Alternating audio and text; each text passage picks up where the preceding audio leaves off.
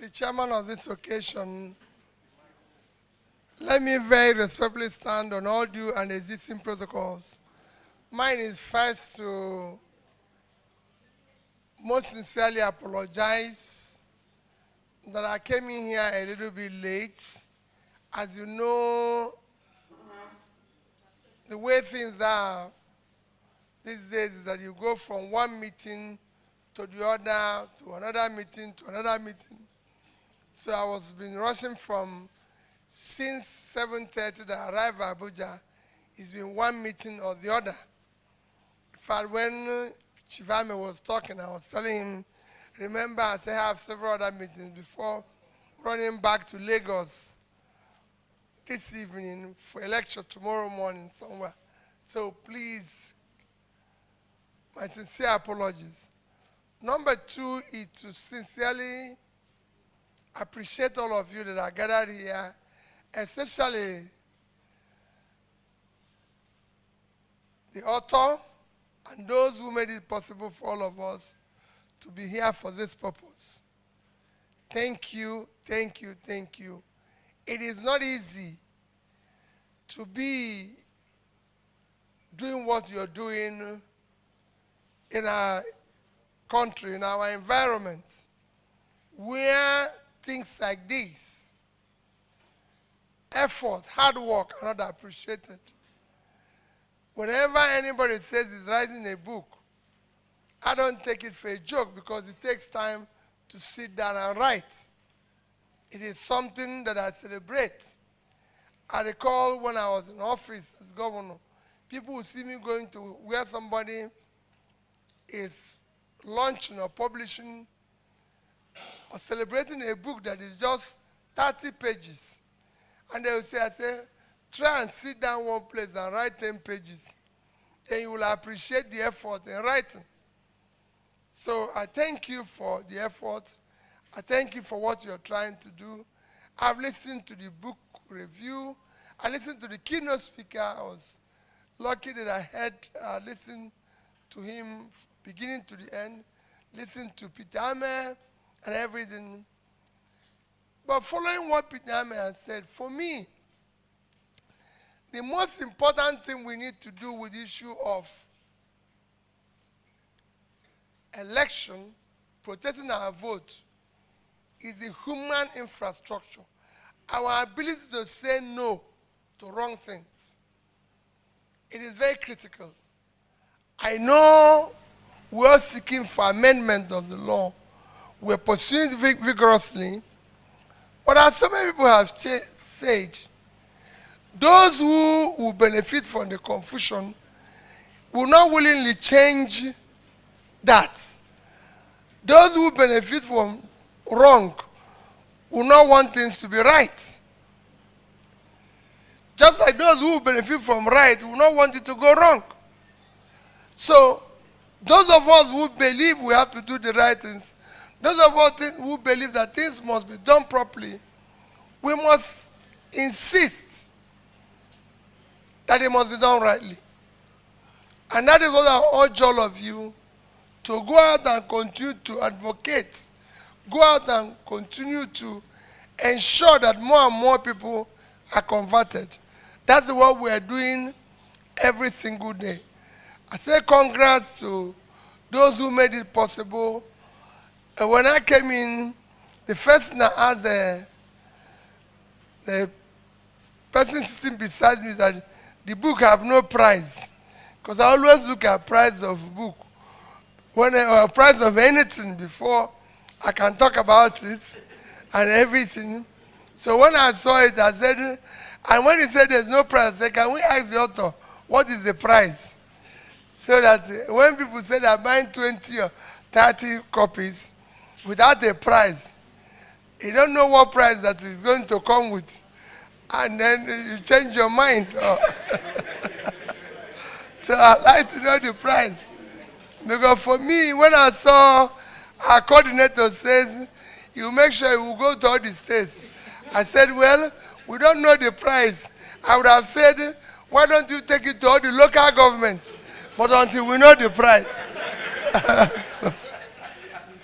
So Please, for those who are going to publish more, put price in it so that we can do our own mental calculation before we commit ourselves.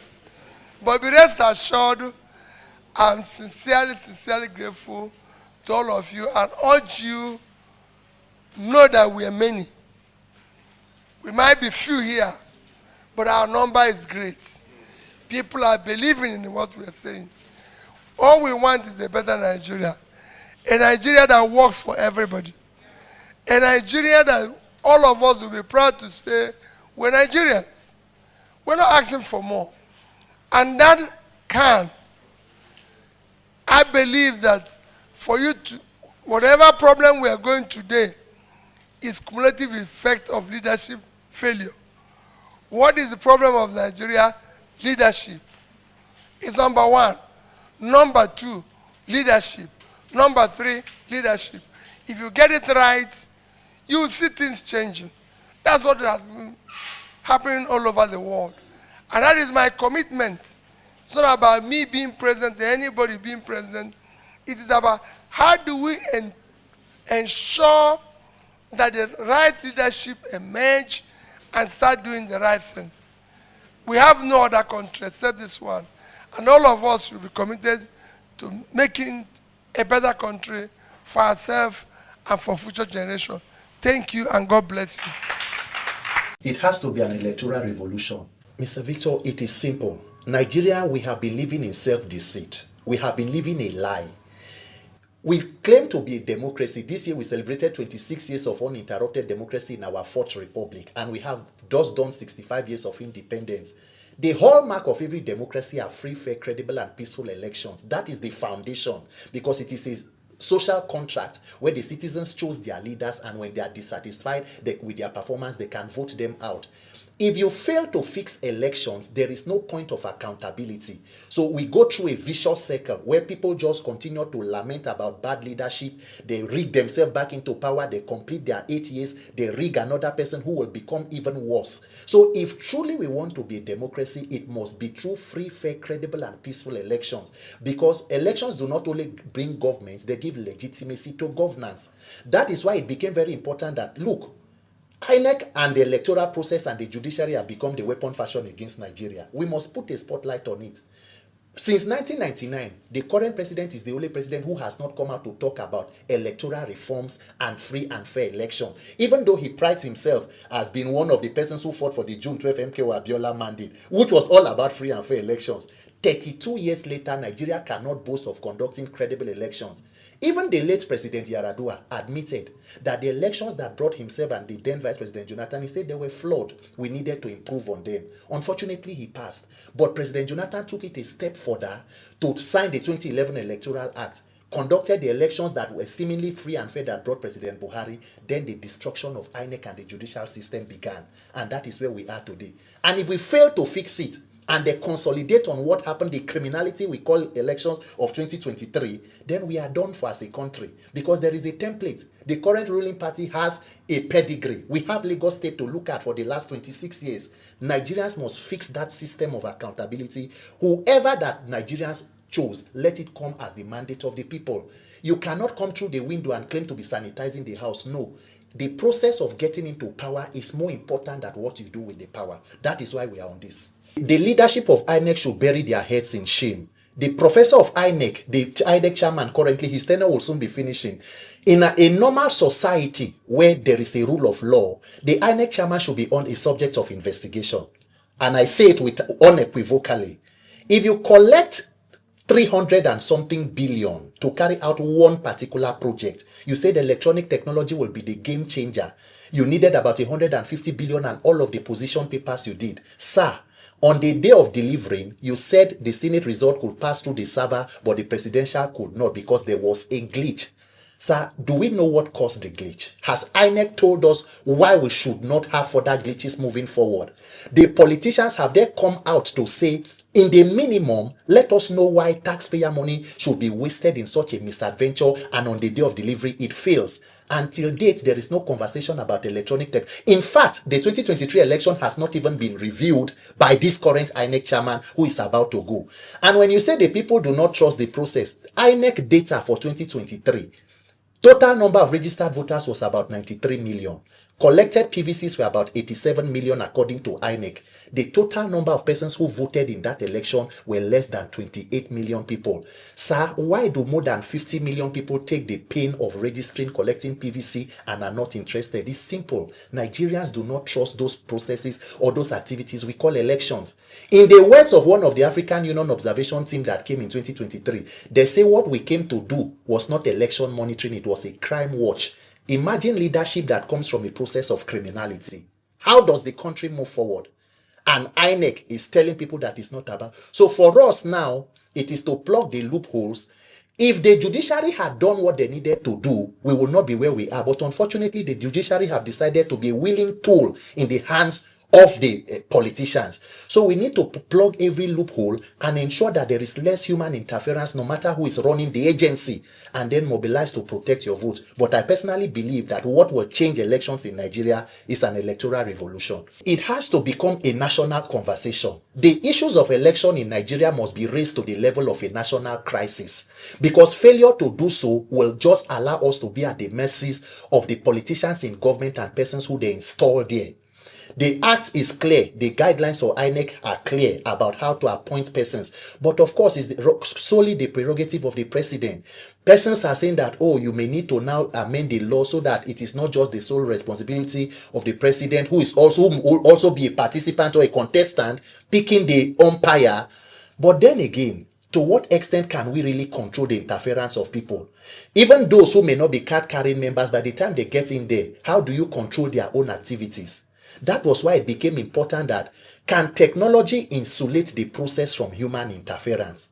And even when you raise all of these issues and say this person should not be a national commissioner, the person is a card-carrying member, what judiciary are you going to take the case to, sir? So Nigerians must wake up, because even now, the electoral reform, there is no political will from this 10th assembly to... If you pass electoral reform and do free and fair election, you are almost saying that 90% of the current politicians should retire and go out of office. So it will take a critical mass of Nigerians to wake up and insist that the right thing should be done, or else we continue in these irregularities. Nigerians must mobilize civil society, everybody who means well for Nigeria. As the Senate resumes and begins considerations, they will begin a public hearing and all of those calisthenics about trying to do this, because of course politicians will be politicians. If they give you reform A, they open a loophole by B, because you know you cannot have it all together. So everybody must... In Nigeria, they will say men must mount. Nigerians must put maximum civic pressure to implement or express your right to peaceful assembly. Put the pressure you need, and then begin to look at the critical part of what part of the Constitution or the Electoral Act and the INEC guidelines, whatever that needs to be amended should be amended. And then, of course, there is the part of almost every case, every political contest in Nigeria ends up in the judiciary. Should the courts be choosing leaders for the people in a democracy? That is, we have shortchanged the will of the people. We can as well decide that the court should tell us who should be governors and senators. Let everyone go to bed. We have to fix this broken system, and it will take Nigerians waking up and realizing that our lives depend on the quality of elections and leaders we produce. Now that the INEC chairman have resigned or have stepped down, what is now the way forward? Because what Peter said is very true. What the two Peter said is very true. First was Peter Obi, second was Peter Eke. What he said was very, very true.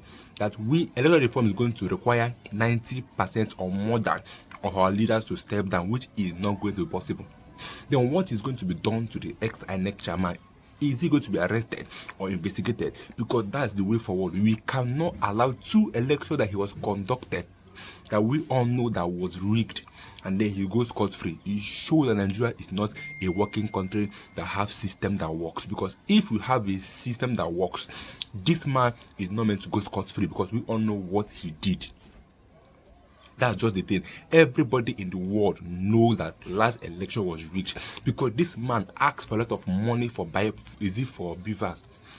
They gave him the money, then there was still glitch in the election.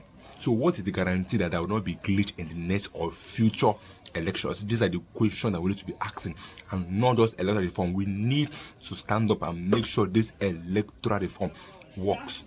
That's the only way forward we can have a credible leader in the future. Because if this same election process happens 2027, we all know that APC is still going to win, because they have people in positions this period.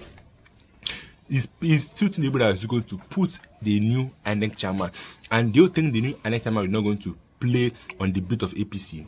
What gives us the guarantee that the new INEC chairman is not still going to rig the next election?